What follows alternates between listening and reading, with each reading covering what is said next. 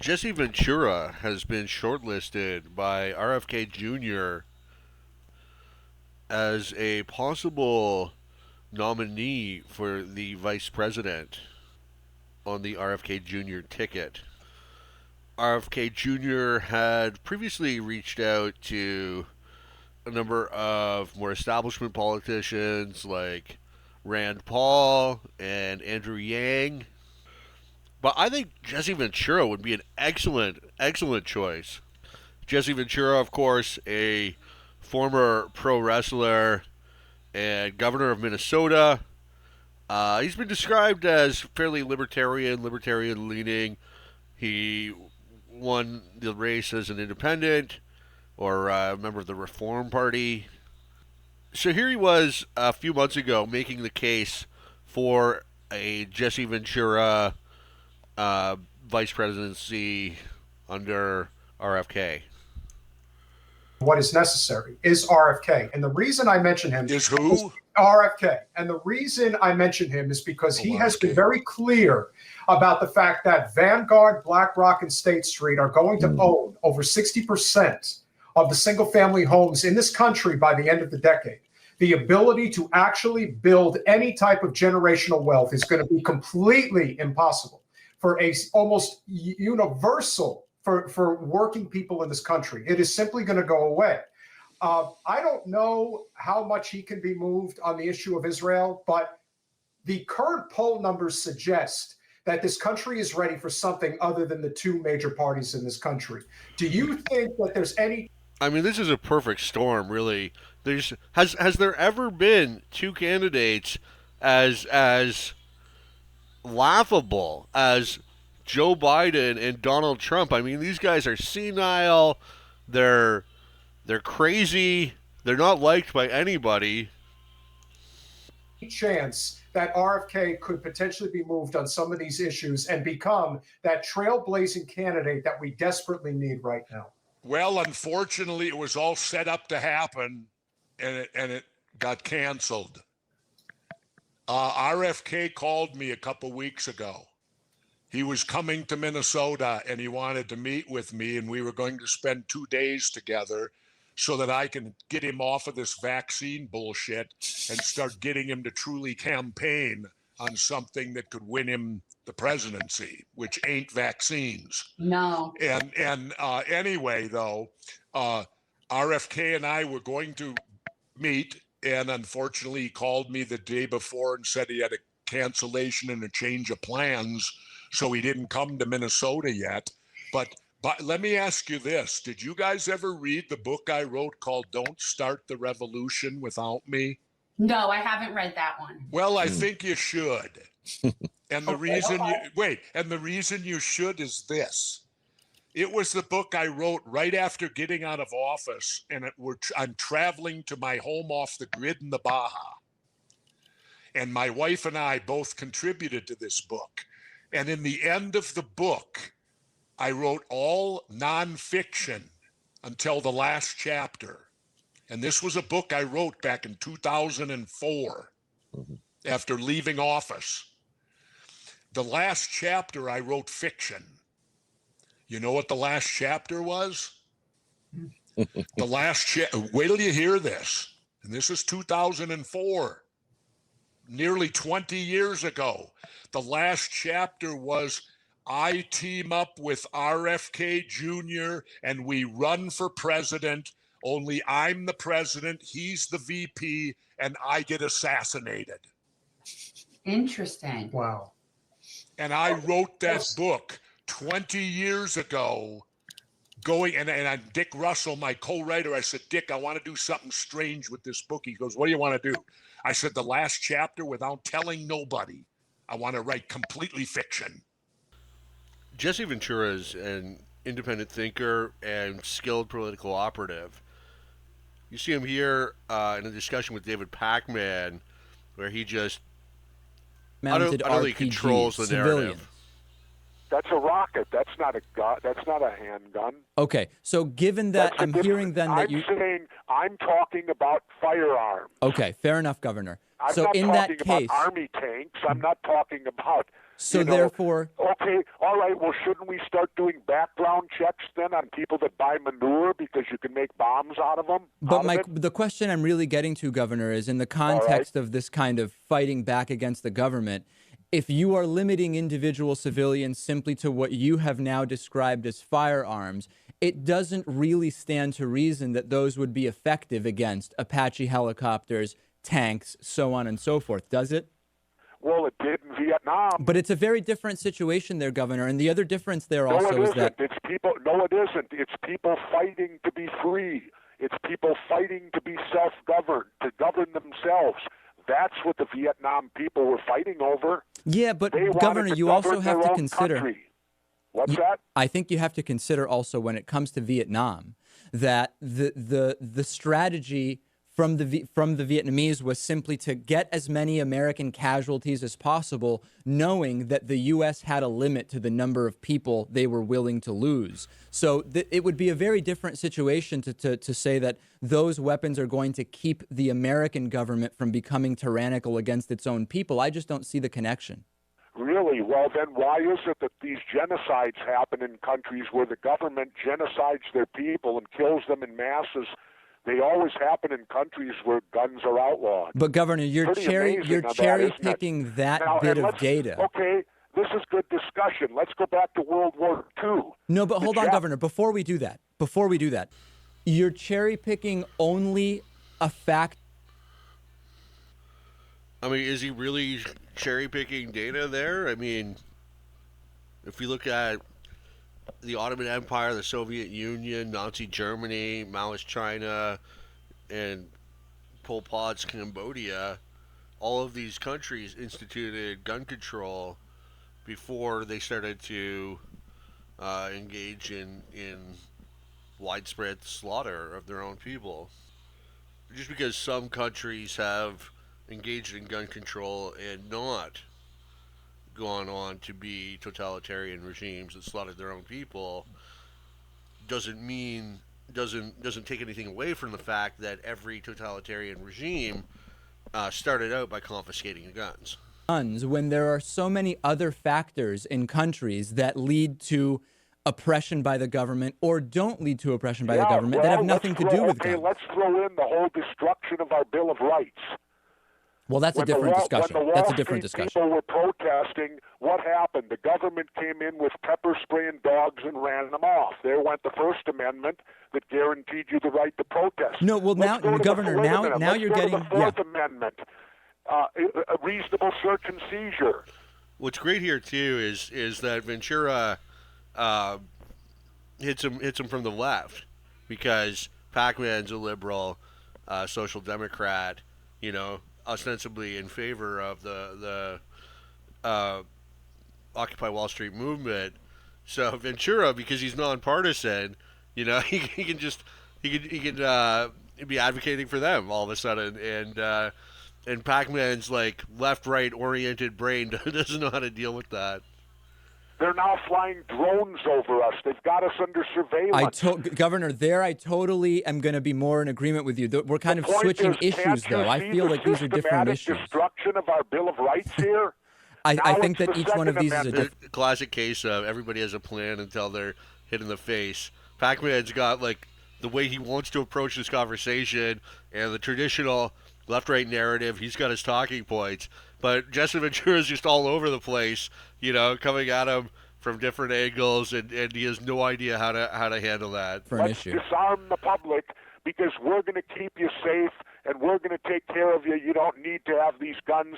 They're too dangerous for you to have. Wars are very profitable to certain big businesses. And, of course, big business needs to be in the Middle East so that we can get the oil out of the Middle East, so we can get the lithium out of Afghanistan. They discovered a vein of lithium there they say is worth $1 trillion. Well, what is lithium used for? Every cell phone, computer, and soon-to-be electric cars. Let's talk about why we're really there. We're not there. How does any of these wars affect our freedom in any way? The United States is not in any threat. They're not going to do a Normandy invasion on us, Al-Qaeda in Virginia. No, but hang on. You're being slightly naive, aren't you? Because I'm not being naive, sir. I think you are being naive. No. Because I think that it's clear one of the main reasons that America went into Afghanistan was to try and get Al-Qaeda dismantled, the organization which committed the 9/11 atrocity. Really? Well, you don't think so? Well, how come Al-Qaeda put the heroin business out? They took all the poppy growers and stopped the production of heroin. What would you have done? Wait, now how much? I think the Taliban might have done that, not Al Qaeda. Much of that illegal heroin was propping up the international banks with laundered money, and when it dried up, the first recession happened. Well, now that we're back in there, we aligned with the Piers Morgan's just speechless. Like, he's never heard anybody say anything like this. He doesn't know how to process it. growers, and the heroin business is back up full swing again. I thought we fight a war on drugs here. All right, Jesse, we're not. What would you have done on September the 12th, 2001? What would you Letters of marque and reprisal. have done if you'd been president? What would I have done? Yeah. I would have done a legitimate investigation to find out what exactly happened on 9/11. How did they Absolutely. this so quickly like they did Lee Harvey Oswald? How quick they knew Lee Harvey Oswald killed Kennedy. Because the people who did it were identified and we knew who they were. Well, then why couldn't we have stopped them beforehand if they were identified and we knew who they were? It was a failure of intelligence. Everyone's accepted No, it that. wasn't. We knew before with Condoleezza Rice's memo on August 6th when it stated right in the memo, bin Laden to steal planes and run them into buildings. And more stuff is coming out now also, how much the Bush administration ignored the intelligence. It was almost like they ignored it because they wanted it to happen. Oh, come off it, Jesse. No, not oh, come off it. Wait a minute. Every war fought starts with a false flag operation. You can't, in all seriousness, sit there and try and make out anybody. Okay, let me ask you this, Piers. Wait a minute. Let me ask you something. How much studying have you actually done of 9/11 other than what the government's told you and what mainstream media has told you? I've been studying it 4 years. I was editor of a national newspaper. I've talked to people. Wait a minute. Depth every day for 5-6 months. Really? So I know a lot about it. Well, one thing I do know is, let me ask you this you cannot say that any member of the Bush administration knew it was going to happen or wanted it to happen. It's a ridiculous thing to say. Ridiculous. Okay, let's talk about your BBC. I have a tape of a BBC reporter broadcasting directly back to... Can you imagine if, like, RFK Jr. and Jesse Ventura win, and then RFK dies of cancer or something, and Jesse Ventura becomes president? That would be the greatest possible result, like, imaginable. Jesse Ventura would be the greatest U.S. president of all time. England, talking about a third building has collapsed. World Trade Center Building 7 talks for 7 minutes. All the while she's talking, World Trade Center Building 7 is still standing right behind her. It didn't fall for another half hour, yet they were doing a pre-broadcast back to England. Jesse Ventura clearly gets all his information on 9/11 from loose change. Yes, it's true you need to that this building fell and it hadn't fallen yet. The reason I voted for Dr. Stein, I'll tell you why. I went with the Green Party because she fulfilled my top 3. My top 3 were getting out of the Middle Eastern wars, ending the war on drugs, and starting a war on climate change. Well, to be fair, we interviewed her, and I read 2 of those 3.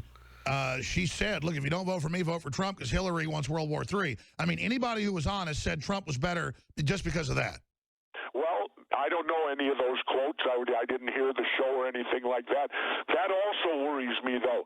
Trump supposedly going to put a guy in charge of the EPA that doesn't think we're polluting at all. Jesse, this is where the rubber. We're going to break one more segment with you. I'm going to talk about your book in the final segment, but just let me throw this at you. I get that humans are doing GMO and toxic waste dumping and real problems. A carbon tax is on carbon dioxide that the plants breathe. It only shuts off our power plants, Governor. It's not. The thing is, though, here's the deal, Alex. It's this simple. Scientific fact, undisputable, can't be denied. The more carbon there is in the air, the higher the temperatures will be. That's true. Global warming. And right now, it's a thing. The atmosphere has the most carbon in the air that has ever been recorded. Now, a lot of that comes from the Earth itself, but certainly a lot of it is mass-produced by us. So, to me, it's an important thing. Well, let's talk about when we come back. But you said something key. Oil's an old energy. I hear you. Human beings, it's time for us to go. We got to go to break. Not that old. They're all the same. Most of these media guys are all a bunch of chicken hawks. You know what a chicken hawk is, don't you? Tell our audience what a chicken hawk is. Well, a chicken hawk is a person when it was their time to serve and go to war and be in the military, they were chickens. Look at that beard. But they come back 20, 25 years later, and now they're hawks. They want to go to war. They want to kick everyone's butt because they don't have to do it now. Was Bill O'Reilly? That's a chicken hawk. Bill O'Reilly and I are not friends, but in fairness to him, did he ever duck out on service or anything? Do we have any proof about him being a chicken? He never served. Neither did Hannity. Neither did Limbaugh. Do you want the list to go on with all these guys that support the war and support kicking butt? There's a difference. And none of them ever did it themselves. That's the kind of the Colin Powell school of thought. But there's a difference between guys who weren't called to serve versus guys avoiding serving. Weren't called. Everyone turns 18. Okay, the fact that they didn't volunteer. Where do you get the fact that you weren't called? It's called go down and enlist and then serve your country. Well, there's a difference. You call it, not someone else. But just because somebody doesn't volunteer for the military doesn't mean they're a chicken versus somebody who was drafted and avoids the draft. That's a little bit of a different discussion, I think. No, it isn't. No? Somebody that doesn't volunteer for the military and then comes back 20 years later and wants to go kick everyone's butt with the military, that's a chicken hawk. Okay. How many of this audience personally, financially, feel genuinely better off after 4 years? If you do, applaud. Okay. And if you don't, applaud now. So, it's probably about 50-50. So half of this... I got that at about 70-30. Let's put it at 60-40. All right, I'll maybe compromise. 60-40. But whatever it was, certainly a number of people in the room would agree they're not better off. Okay, but let's get to brass tacks here. And again, I'm the independent. In the economy, things that are done 3, 4, 5 years ago show up today. So when the recession of 2008 hit, which Barack Obama inherited, Bush did the first bailout. That was because it hit in 2008 because of decisions done in 2003, 2004, when you had a Republican president, a Republican House, and a Republican Senate.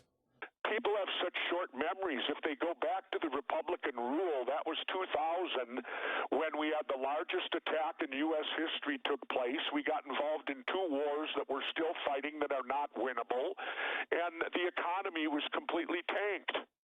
And people want to go back to that? I don't. Well, time's going to tell. I don't, Alex. I hope Donald brings in new people.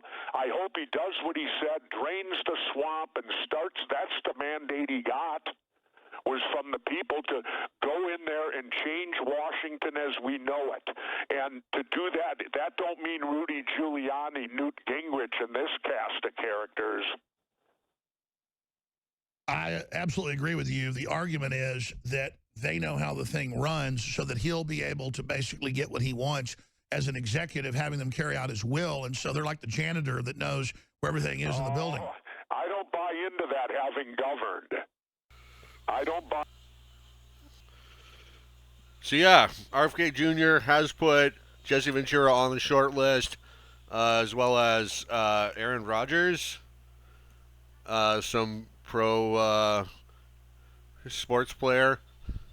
Anyway, I really hope that Jesse Ventura is selected. I think he would be a phenomenal vice president and a real asset to the RFK Jr. ticket.